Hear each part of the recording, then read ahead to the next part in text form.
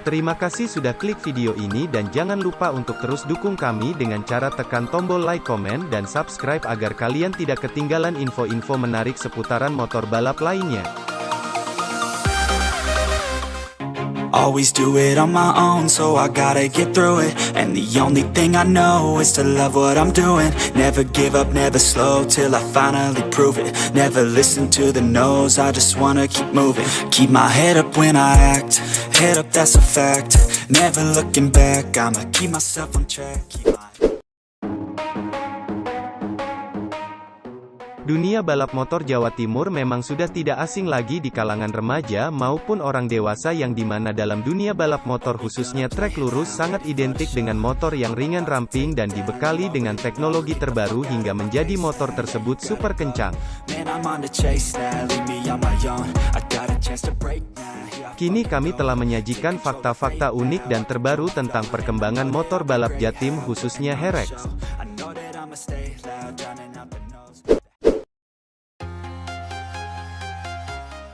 Munculnya teknologi NOS di era balap sekarang. Ya, teknologi NOS memang sudah tidak asing lagi bagi para mekanik balap khususnya Jatim, yang dimana teknologi NOS pertama kali digunakan oleh tim HRX Brondong proyek pada Honda Karisma dan sekarang sudah dikembangkan lagi di motor HRX-nya. NOS sendiri sangat berperan penting dalam dunia persilatan balap, yang dimana NOS sering digunakan untuk meningkatkan performa dalam waktu sekedap, jadi sudah tak heran lagi jika motor-motor yang dibekali dengan NOS memiliki performa yang baik dan begitu diminati oleh kalangan mekanik balap. NOS adalah singkatan dari Nitrous Oxide System dan merupakan produk dari perusahaan Holley Performance. Sesuai namanya, NOS mengandung nitrous oxide atau N2O atau dinitrogen oksida yang dihasilkan dari proses produksi antara dua atom nitrogen yang terikat dengan satu atom oksigen. Pada dasarnya, nitrous oxide adalah gas yang tidak mudah terbakar. Gas tersebut diubah menjadi cairan bertekanan yang ditampung dalam tabung NOS. Nitrous yang dimasukkan ke dalam mesin harus sesuai dengan bahan bakar yang dimasukkan ke dalam mesin. Selama pembakaran di dalam mesin, atom-atom tersebut akan terpisah dan hanya meninggalkan oksigen di ruang bakar. Oksigen tambahan tersebutlah yang membuat pembakaran lebih besar, sehingga tenaga pun meningkat seketika. Nah, itulah cara kerja NOS sehingga motor dapat melaju kencang dalam waktu sekejap. Tentu ini merupakan sebuah teknologi yang baik di dalam dunia persilatan balap Jatim untuk sebuah kemajuan teknologi baru di motor balap.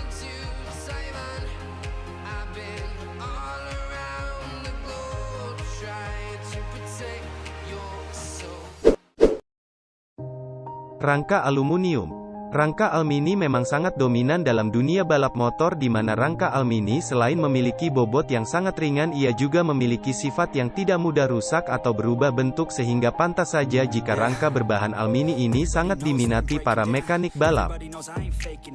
Rangka sendiri memiliki sifat yang sangat penting dalam kendaraan, yang dimana ia merupakan tulang punggung untuk menopang sepeda motor menuju sebuah keseimbangan ketika dikendarai.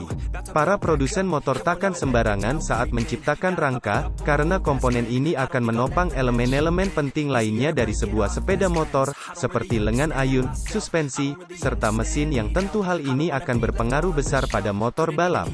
Jadi sudah tidak diragukan lagi jika banyak produsen rangka alumini di Indonesia ini sangat mensupport modifikasi dunia balap Indonesia.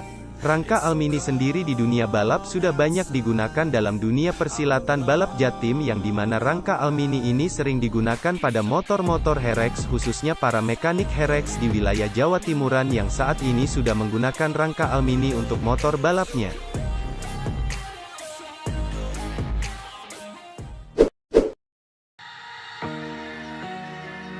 Fairing atau aerodinamis. Fairing sendiri merupakan sebuah struktur tambahan pada motor yang bertujuan untuk menambah kestabilan saat membelah angin di kecepatan tinggi. Memang tidak salah juga kalau adanya fairing menjadikan tampilan motor sport jadi terlihat tangguh dan sporty. Kini dunia HRX Jatim mulai keracunan dengan pengaplikasian fairing pada motor balapnya, yang dimana fairing atau aerodinamis ini memiliki fungsi yang baik untuk kendaraan. Selain berfungsi untuk membelah angin pada kecepatan tinggi, ternyata fairing ini juga memiliki efek yang berfungsi memberikan daya tekan serta daya tarik. Aero-fairing membantu akselerasi motor jadi lebih cepat jika dibandingkan tidak menggunakan fairing.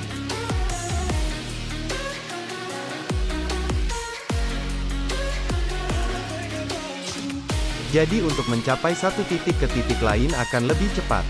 Selain itu, aero-fairing juga memberikan kestabilan dalam zona pengereman lantaran kontak ban depan dengan aspal juga tetap terjaga. Jadi sudah tak heran lagi jika banyak tim-tim balap Nusantara yang mengaplikasikan fairing untuk motor balapnya. Fairing atau aerodinamis ini pertama kali masuk ke dunia balap Jatim ketika hadirnya Ninja Wedus Gembel dari ibu kota, yang tentu di balik ninja tersebut adalah Tekno Tuner. Meski dalam sejarah balap Jatim Ninja Wedus Gembel ini belum pernah kalah di dunia persilatan Jatim, namun dengan kehadirannya mampu membuat perubahan hingga kemajuan pada motor balap khususnya Jatim, yang sampai saat ini semakin banyaknya pengaplikasian fairing di dunia persilatan balap Jatim khususnya pada motor Herex.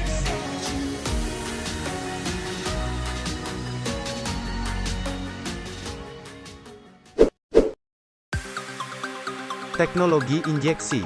Rupanya kini tim-tim besar Jatim mulai tergoda akan teknologi injeksi ini, di mana teknologi ini mulai dikembangkan pada motor-motor Herex hingga mereka tak segan-segan untuk merogoh kocek jauh lebih banyak untuk mengembangkan teknologi ini di motor balapnya. Motor injeksi sendiri adalah sebuah kendaraan yang dibekali teknologi mumpuni pada bagian mesin pembakarannya. Dengan teknologi injeksi ini, kendaraan tersebut akan melakukan pembakaran yang jauh lebih sempurna dibandingkan motor karburator sekaligus lebih hemat dalam hal bahan bakar. Hal ini dikarenakan motor injeksi dibekali oleh fitur Air Fuel Ratio atau AFR, yakni sebuah sistem perbandingan bahan bakar yang masuk dan keluar ke ruang bakar motor. Pada motor injeksi, komposisi ini akan tetap stabil dengan menyesuaikan kondisi lingkungan sekitarnya, sehingga dalam sistem injeksi ini bahan bakar akan jauh lebih irit dibandingkan dengan karburator. Selain itu, teknologi injeksi ini dalam dunia balap sangat berperan penting, di mana dalam melakukan penyetelan jauh lebih sempurna karena teknologi ini sudah dibekali dengan sensor-sensor yang sangat modern sehingga sangat memudahkan kita untuk melakukan riset bahan bakar sesuai kebutuhan pada mesin.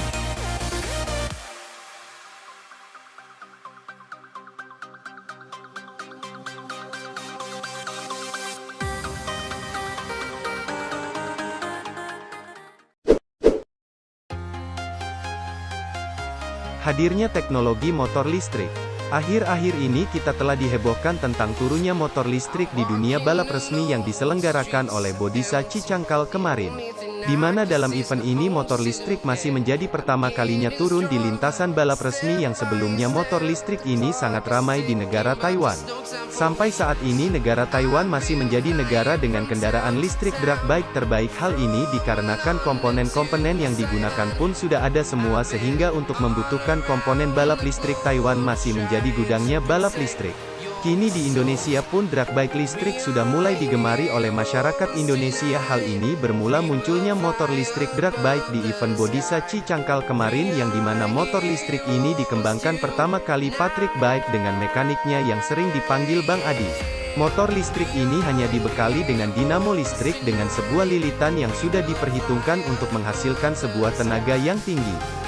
Untuk timer motor listrik ini ternyata tak segan-segan untuk memberikan hasil yang begitu mengejutkan, di mana motor ini mampu meraih best time 8 detik di kelas FFA meski masih selisih 2 angka dari negara Taiwan yang sudah mampu mendapatkan best time 6 detik untuk kelas 201 meter. Namun Patrick Bike akan terus mengembangkan teknologi listrik ini di motor balapnya yang diharapkan akan membuahkan hasil maksimal di drag bike mendatang.